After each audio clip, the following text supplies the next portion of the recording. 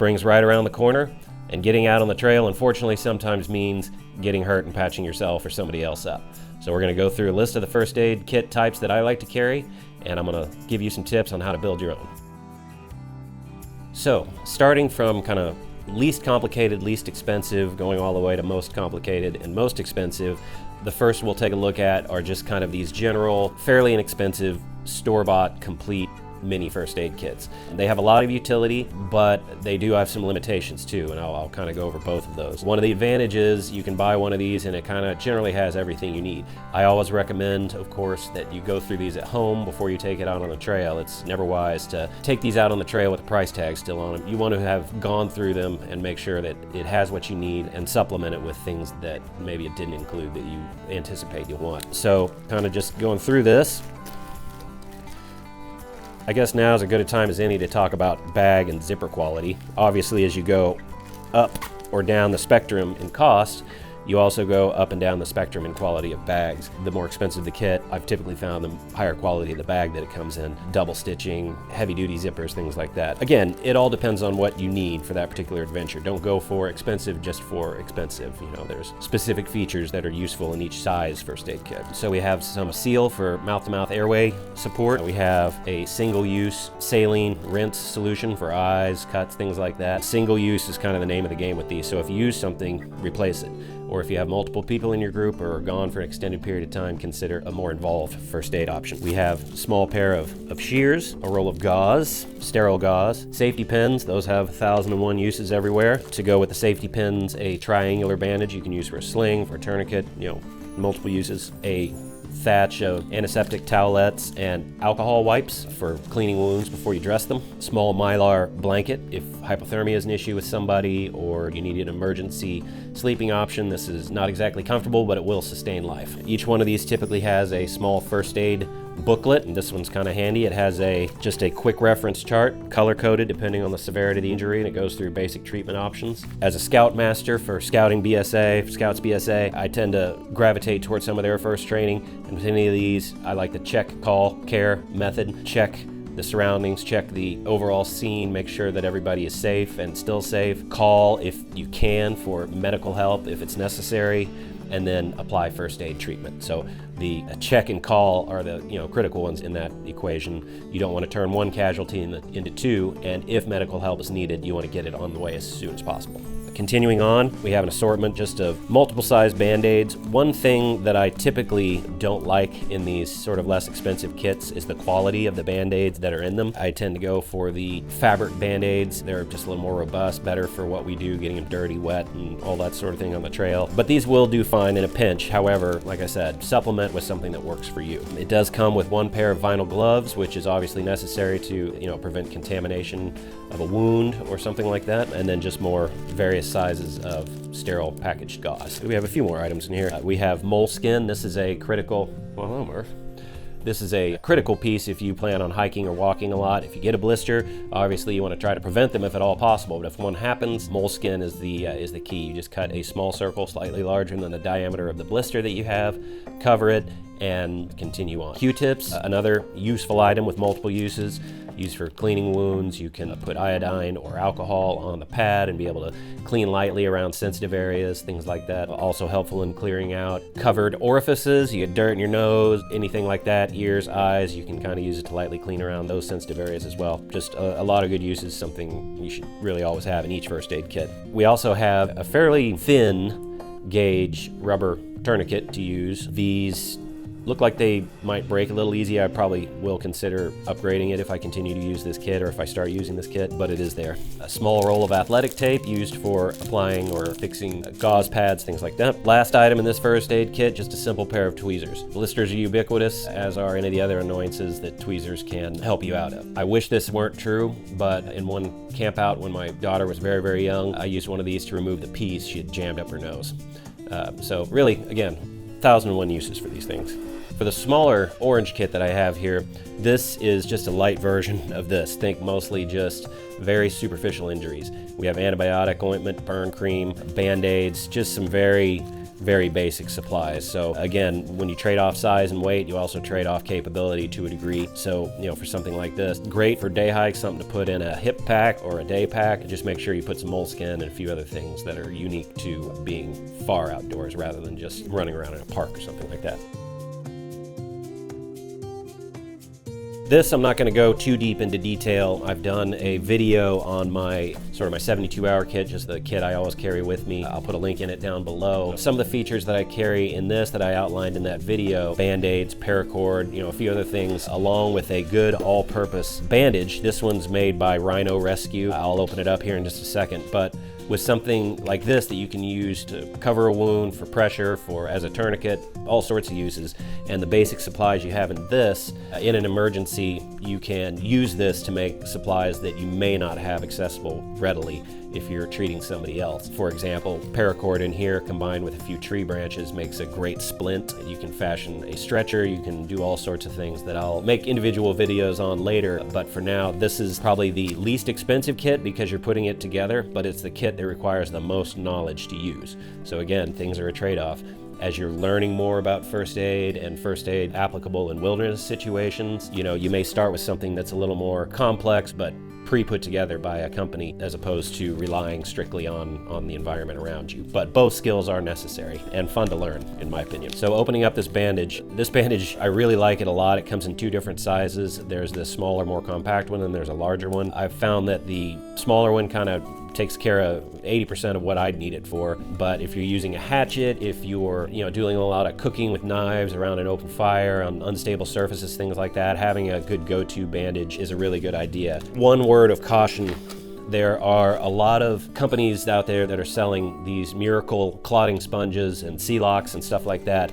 And what these do is they promote clotting. However, they are kind of a disaster to have to clean out of a wound in the emergency room or for EMTs in the field to assess where bleeding is coming from. It can sort of artificially stop bleeding that really needs to be addressed in an emergency situation. So while I carry these, I would use them only in extreme circumstances, opting instead for something simple like this bandage, which will provide all the pressure you need to stop bleeding, but will also allow quick treatment by emergency personnel, or if you have a doctor in your group or run into one on the trail or something like that. Which is a good point. You know, sometimes even having stuff that is beyond your knowledge set is good. If you yourself do not possess the knowledge to use them, there may be somebody out there in whose hands you can put them who does have the requisite knowledge. So the cool thing I like about this is that you can put it around something and it has this plastic brace on the top, which will allow you to kind of cinch it down.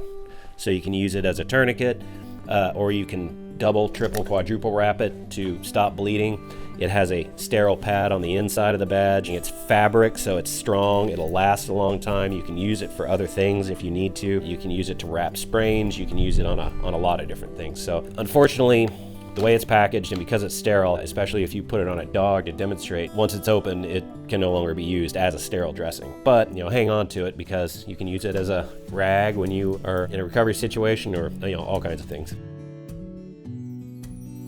Okay, the next kit is kind of a hybrid kit between sort of the smaller, complete store-bought ones and something that I put together myself. So it started out, and the company is MyMedic. We sell this through ArtemisOverland.com, and it's available in 100 different places. It's a great company. These kits are not cheap, but they're not cheap for a reason, because they contain high-quality components within them. The bags are well put together. They're really made for robust, extended outdoor use, even the smaller ones. So inside this bag, it's going to bear a little resemblance to how it would have come when I ordered it new. I've had this for a long time and I use it often. So most of the original supplies are either gone or have been replaced by other things. But one of the things I like, it's kind of a hybrid bag in that it started out as completely store-bought, but I've gradually modified it over the years and refilled it a couple of times. A lot of these companies like MyMedic, like Rhino Rescue, like Uncharted Supply sell either refill kits that have full refills of various sizes and complexities, or they sell the individual components themselves. So you can, if you're putting together your own kit, you can source some of the components that way, or you can order just the entire refill and use whatever bag you have at home. So there's a lot of options for what you can do. So within this refill kit, I just ordered this because I used a bunch of these on a backpacking trip not long ago. This one refill comes with a space blanket, 2 aspirin, 8 bandages, 5 blister gels, 6 wound closure strips, which is a fancy word for a Band-Aid, and 4 petroleum jelly packets. Petroleum jelly Vaseline, again, one of those 1001 uses out on the trail. It's great for skin irritations. It is wonderful for chapped lips, and with cotton, you can use it to start an emergency fire with, which I'll show you in another video. But what I like about Uncharted Supply and MyMedic and Rhino Rescue is that they typically do have very high quality things, even the Band-Aids. So we have some of these blister packs. They're very high quality. They're heavy duty latex coated, gel coated Band-Aids to go over blisters. The blister medication, the petroleum jelly, it's Curat, it's name brand, it's recognizable brand, it's non-generic. You have a lot of faith in what you pull out of these kits because they have brands with reputable quality about them. This one comes with a nice thatch of duct tape, speed tape, so whether you're repairing a human body or a vehicle, duct tape, one of those things you should always have. Again, I'm highly impressed with what comes out of particularly MyMedic, Rhino Rescue, and Uncharted Supply. The quality of the components they use are just great. You have butterfly strips in here, you have all kinds of just really good things. Moving on to some of the things that I've added myself. Rescue Essentials is another company. They sell a lot of really good refill kits and first aid kits. This one I added, I think I've depleted some of these supplies since I've last refilled this and probably need to have another look at it, but I put in these Johnson & Johnson Band-Aids. These are the ones that have the fabric coating, which work really well. They're a real pain to get off. The adhesive's good, and the stretchable fabric kind of keeps them locked on. So for sensitive areas like hands, things like that you're going to be using a lot when you're out on the trail, these Band-Aids are the best I've found by far. Then just a little packet of sunscreen, one of those possibly under-prioritized first aid items, but something critical. Protecting your skin while you're out there, particularly in desert environments or in the summer, is just as critical for first aid as other preventative things like drinking water. In this first aid kit, hello Murph, I replaced the shears that came with it with these made by Leatherman. These are the Leatherman Raptors, and these are just great. They can cut through fairly thick sheet metal. This is a great thing if you need to get quick access, cut off a boot, cut off a belt. If you need to get to somebody's wound that's in a kind of an inconvenient place, these scissors will cut right through everything. Flimsy rings, if you have a major swelling in a hand or an appendage, watch bands. I mean, these things, not to mention vehicle specific things, wires, whatever you need to kind of snip or cut or anything like that outside the first aid kit. Just of course always remember to re-sterilize these if you use them on something that's not related to first aid. That way you don't obviously want to cross-contaminate a wound with something else that may end up on these scissors. Last few items, Lanacane. I ran into this product in Europe. I haven't found it on the shelf here in the United States. Think of this as almost like liquid gold bond. For any of those who've worked in the trades or like I did in the music business where you have a lot of moving around, a lot of carrying things, a lot of sweaty work, sometimes you just need a little gold bond to keep the thigh friction from getting out of control. But out on the trail, it's a little harder to be dusting yourself with a powder. So Lanacane, something you can get on Amazon, is just a great alternative. Any place you get chafing or any of that other stuff, this is a really great product, and it's far less of a mess than dusting yourself with monkey butt or gold bond. The next kit I want to go over is this one from Rhino Rescue.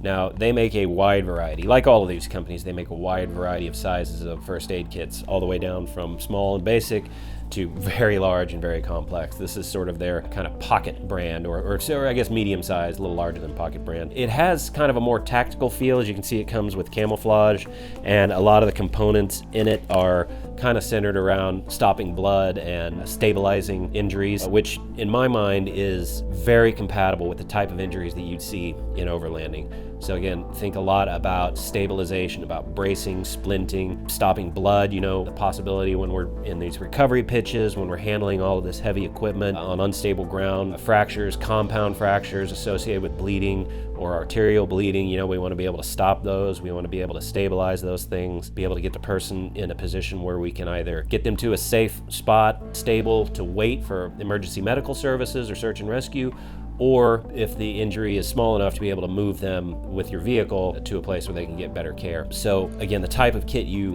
want to carry is highly dependent on what you're going to be doing, but generally the same injuries that you're going to find in a tactical situation, law enforcement, military, or otherwise, are very similar outside of the GSWs, the gunshot wounds that you'd see. Outside of that, a lot of the injuries are the same. Ankle injuries, rolled ankles, sprains, all that sort of stuff. This kit is very basic. It doesn't have a lot of the same functionality that some of the smaller ones do for minor injuries like band-aids, moleskin, things like that. But again, all things that you can add to the kit to make it sort of customized for what you're going to be using.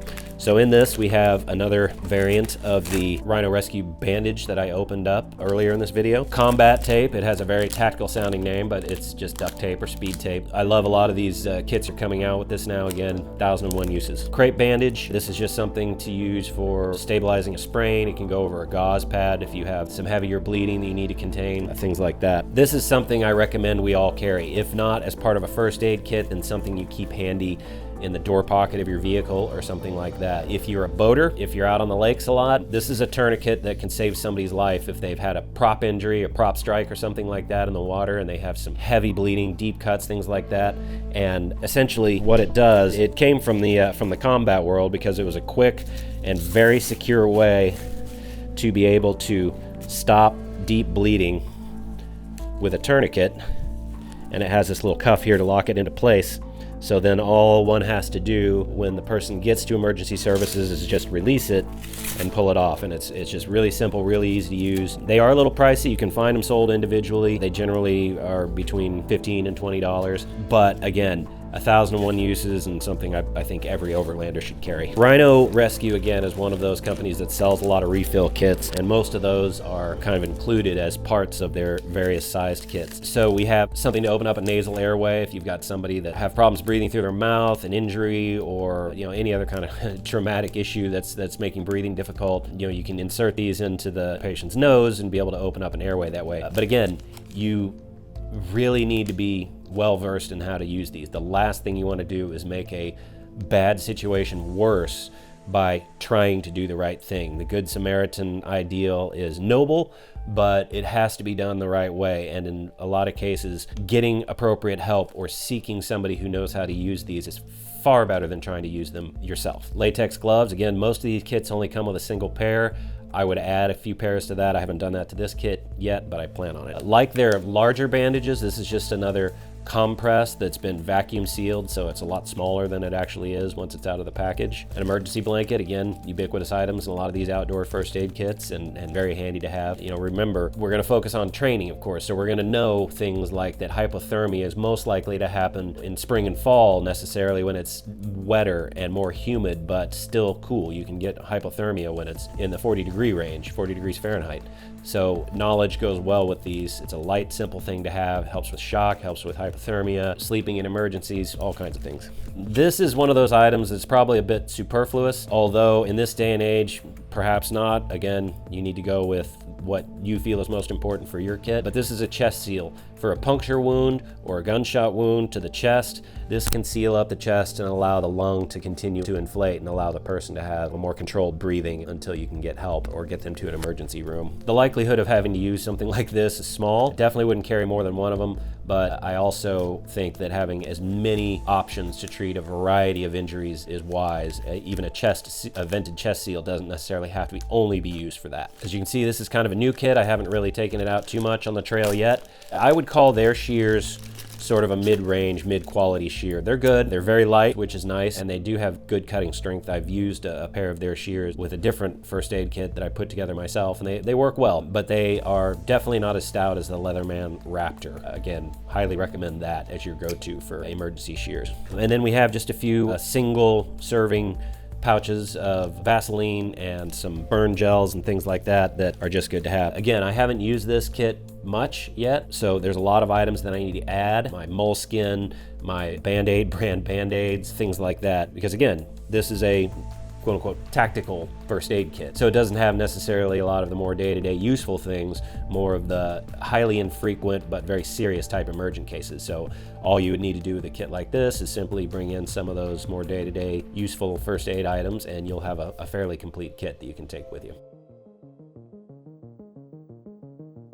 This first aid kit is one that I built myself from the ground up. I used a Maxpedition hard use gear pouch, which is great. It's very well built. It's water resistant. The zippers are water resistant, heavy duty. You can basically cram it full of everything you need and have to sit on it to close it, and the bag will be fine. So this, you're going to see a lot of different products from a lot of different suppliers, but this one I kind of put together as sort of one of my ideal kits, just for general overlanding, for backpacking. When I take scouts backpacking as the troop scoutmaster, this is what I bring. It kind of has, I think, basically everything covered. So let's go through it. One of the biggest things I like to take out with me is eye wash. Like I said, this kit is multiple people for multiple day trips, so I bring a lot of it. You can use this stuff. It's a saline solution. You can use it to irrigate wounds and to clean out eyes. Anything from sunscreen to white gas or kerosene, camp fuel, any kind of volatile liquid that can get into the eyes on the trail. One, you don't want to try to flush these out with creek water if at all possible, because there's always the risk of contracting pink eye from fecal chloroform in the water, or all sorts of things. So carry a decent sterile solution with you, or you can make one, but having the time to boil water when there's an emergency first aid situation isn't practical in my opinion. So a small, fairly lightweight, and fairly high content volume eye wash is a wonderful thing to have. So here's just another version, another color, I guess, of the tourniquet that I just demonstrated before. No material difference between the two. In fact, they're both made by Rhino Rescue, other than the color. I got the other one lighter after having this one because I found that, especially in low light, I kept losing this. So having something that's a little more brightly colored, I think, is wise. But again, some way to stop bleeding that is not a clotting sponge or a Celox compound is going to be far better off in the long run for emergency personnel if the situation warrants it. Another Rhino Rescue badge. You'll see these things all over in my vehicle and in my first aid kit. They're compact, they're light, they're highly valuable as a first aid component. I would highly recommend getting one. Another roll of gauze. I recently refilled this stuff with some of the refill components from Rhino Rescue. As I use things, again, you have to go through your first aid kit after every trip, make sure that there's something there you need to put in there that wasn't there, or if you've used something, you need to replace it. It's a bad time when you have to go out on the trail and discover you forgot to refill your band-aids at the time you need one the most. Another kind of bandage, they call this one a combat cravat, but the other word for it is just a simple old-fashioned triangular bandage. Again,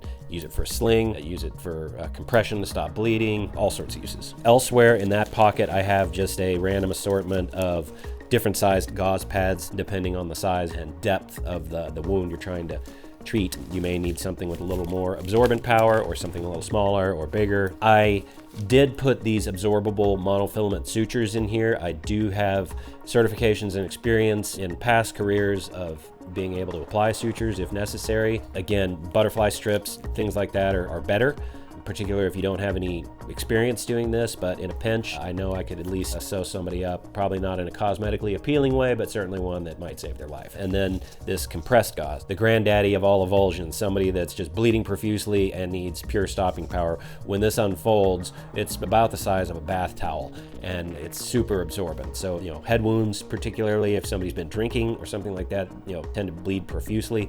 Something like this is great to have. Not all intense bleeding is arterial or life-threatening, but it does need to be dealt with and stopped if possible, and cleaned, and this will help you do that. Lastly, just a couple more odds and ends, more combat tape, duct tape, more latex gauze here, latex gloves, and some hydration powder. I stick these in. I had more, but I think you use them. These are just great to have, particularly if you have kids involved. Somehow kids don't remember to drink water. So periodically, if one gets cranky or complains of a headache, you can dose them with this and they'll be fine. So this is just liquid IV. You can buy it at Walgreens or Walmart or anywhere. Moving on to the other side, this is kind of where I have some of the more complex features within my first aid kit. This is one of those things that you don't want to use unless you have particular training for it. This is to relieve pressure in the chest.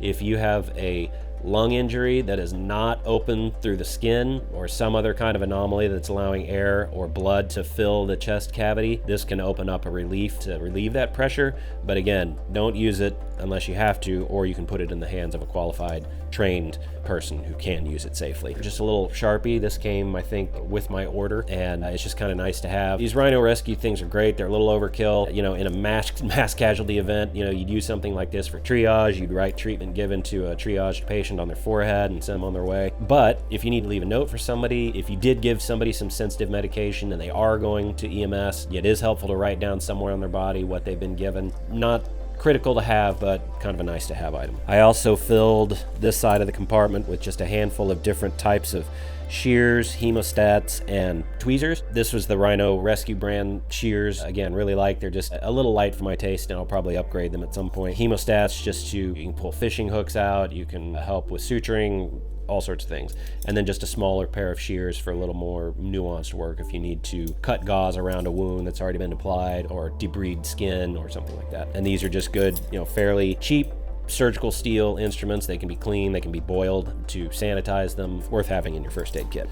I also include fingernail clippers in this one. Fingernails, toenails, ingrown toenails, second to blisters, problems with your feet surrounding toenails are some of the most common on the trail. So a good pair of fingernail clippers that you can use to do some fine work around toenails or with other types of injuries, or even to just clip ends off of, you've got a hiking shirt that's new and it has a tag that's annoying, you can clip it off with this. I've got a little pill case. This one appears to be empty, so I must have used it, but I usually just put headache medicine in this. I'm a fan of the Excedrin brand, and I typically carry this full of that in case I need it. So I'm gonna set this aside and remember to refill it after this video's over. Going into the deep pocket, again, we have a vented and a non-vented chest seal, depending on the situation. Again, your training will tell you which one to use in which application. This one did come with a first aid manual. This is a little more involved than some of the smaller kits and gives a little more deep information, but it's also color-coded and diagrammed, so it's easy to use in a pinch. As you move up in complexity, and even with some of the smaller, cheaper kits, what you want to remember is, with all these pockets and all these folders and different little sections of these first aid kits, get to know these kits, unpack them and repack them multiple times before you use them in the field, because where things are matter. This first aid manual is wonderful, but you need to quickly be able to get the items that you need for a particular type of injury treatment with you quickly, so that you can have them all laid out in front of you and be able to use this guide most efficiently. These more complex kits have a lot of stuff in them. You're going to be lost for a long time if you're trying to figure out where everything is on the fly. Get to know your kits at home and learn instruction that's going to give you the best chance of being able to use things quickly. Last few items on here, one of which is a splint. This is a really nice product made by Rhino Rescue. It's semi-rigid. It has a flexible piece of material surrounded by foam on either side. It can be used to brace a wrist, an ankle, a displaced break, anything that needs kind of some containment if you need to move sort of the walking wounded somewhere where they can get some real help. And then again, like all of my first aid kits, moleskin. You'll find them in all of them. It's very light, has a lot of different uses, mainly for blistering and foot problems. There's no reason not to have it, and it has every benefit if you need it. That's it for my ground up build on a first aid kit. As you can see, having these individual components available from companies like MyMedic, Rhino Rescue, Uncharted Supply, make building your own first aid kit easier. I'm always a big fan of building your own kits. A lot of the first aid kits and survival kits that you can buy are great, but even the ones that are most expensive have limitations in the quality of the components that are in them and how they can be used. So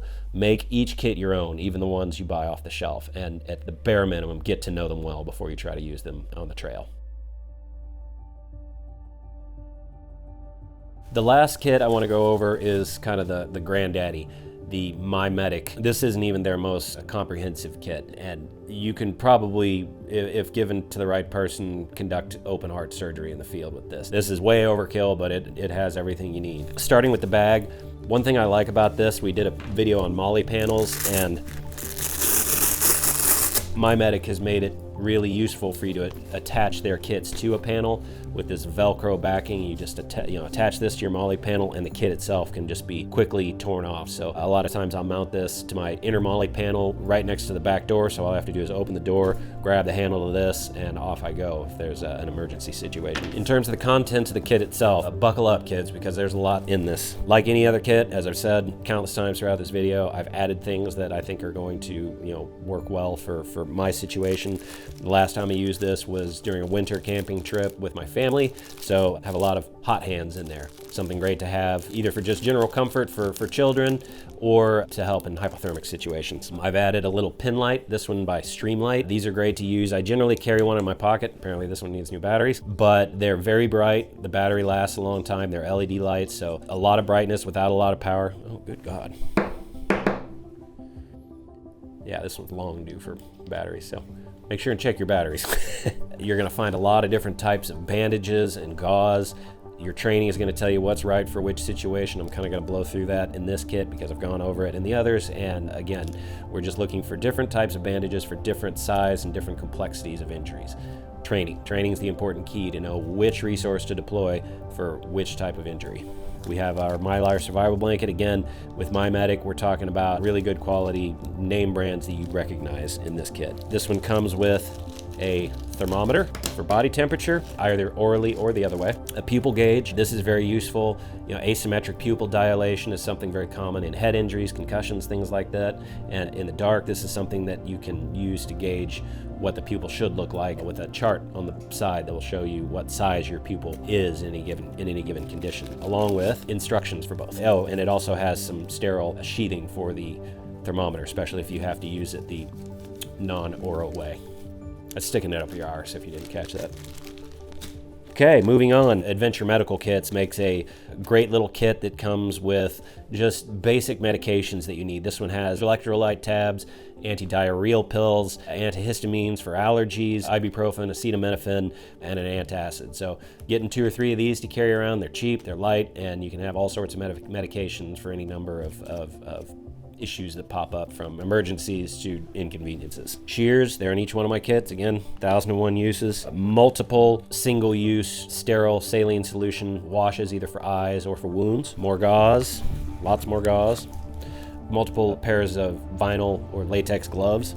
I've got some emergency in there for vitamin C, just for general wellness. If you have somebody that's been sick or something like that, extra vitamins and zinc, things like that, that'll help them, get through it quickly, are good to have. And then same Adventure Medical Kits component, but this one is for creams, topical creams and things like that. Hydrocortisone, oral pain relief, and then also, of course, your alcohol prep pads and things like that. Also, a couple little tubes of Vaseline to use for skin irritations, lips, sunburns, things like that. One thing that I like to carry in all of my kits is either a single needle or an assortment of needles.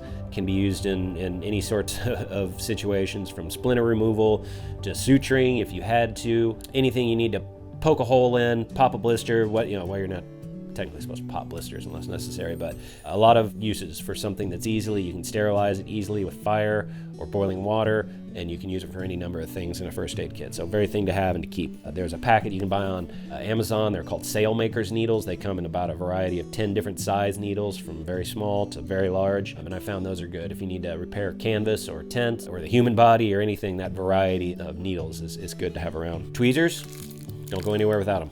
This one has a small safety whistle if you need to signal. If you're in dense woods or something like that, you hear rescue close, or you need to get attention from another person. This is very loud and just a very useful thing to have in any emergency kit. Oh, this is just like a finger splint. So if you have a broken finger, jammed finger, or something like that, and you need to put some stability on it, you can wrap this thing around it and then put bandage or gauze to keep it steady, and you'll have something to kind of hold your finger in place if you've had an injury but still need to get yourself out or get somebody else out. Going through here, we have our steri strips. Again, a useful alternative if you don't know how to suture or don't have sutures. These are for open cuts, butterfly bandages, steri strips, whatever you want to call them. They're good for holding closed large cuts and avulsions and things like that. A couple different packages of those. These did not come with the kit. I added these later. Just 3M steri strips. You can get them on Amazon, Walgreens, anywhere where you can buy medical supplies. I have this Celox clotting sponge. Again, don't use this unless you don't have a tourniquet available, or a tourniquet isn't working for the condition that you're trying to stop the bleeding for. They make things difficult in the emergency room for the emergency room personnel, so just keep that in mind. Life-saving is first and foremost, so if it's what you have, by all means use it. Don't hesitate to use it. Just be familiar with it before you do. The other thing I like about MyMedic is a lot of their stuff comes in these small divider bags, which kind of make things easier to use. You'll have a bag for wound closure, you'll have a bag for burns, you'll have a bag for other things. After many uses of this kit, I've kind of undone all of that because I like to arrange things in a way that makes sense to me, and it's not necessarily the way the bag comes. But again, do what works for you. In the bandage bag here, I put a couple little things of skin glue. I also used to carry just super glue because it has a medical and a non-medical use for wound closure, small wound closure, something to cover stings, anything like that you don't want to get further contaminated or irritated. Some kind of glue is good to have, super glue or skin glue. Again, super glue is not technically made for medical use, so there is some chemical exposure that can occur. In my past, when I was younger and dumber, to me that seemed like a okay risk to not have to buy dedicated skin glue because it's so much more expensive, but now I've seen the error of my ways and you try to use things for their dedicated use rather than bringing in something that's not appropriate, like modeling glue for wound closure. And then also, again, moleskin. This is just a little refill kit that came from Rescue Essentials. Cost a couple bucks. Great to have. Where you get your moleskin and what size it's in doesn't matter. You can buy them in larger tubes, or you can buy these small single servings. The more you buy, the cheaper it is, and you can always cut up what you need and insert it into your first aid kit. Then just more various sizes of gauze to use. Rolled gauze that's useful for other applications. And then finally, this is sort of my everything else pouch. Spare batteries I carry for my flashlight and anything else that I need. This is sting relief, so if you have a bee sting or something like that, these are single uses, so there's 2 of them, but you can only use one once. You crack it open and you put this on the wound. It's like the Sting Ease pads that you see at Walgreens, just in pure liquid form. More medications, this one just name brand, pain relief stuff, Advil, Aleve, Tylenol. If you need a little more horsepower for a particular injury or illness or something like that, this is kind of the bag that I go to. We've got Tylenol, we have Pepto-Bismol. Refer back to our water purification video. Sometimes when things go awry with that process, some Pepto-Bismol or Cipro or some other kind of medication to carry with you if you do end up with contaminated water is going to make you a lot happier.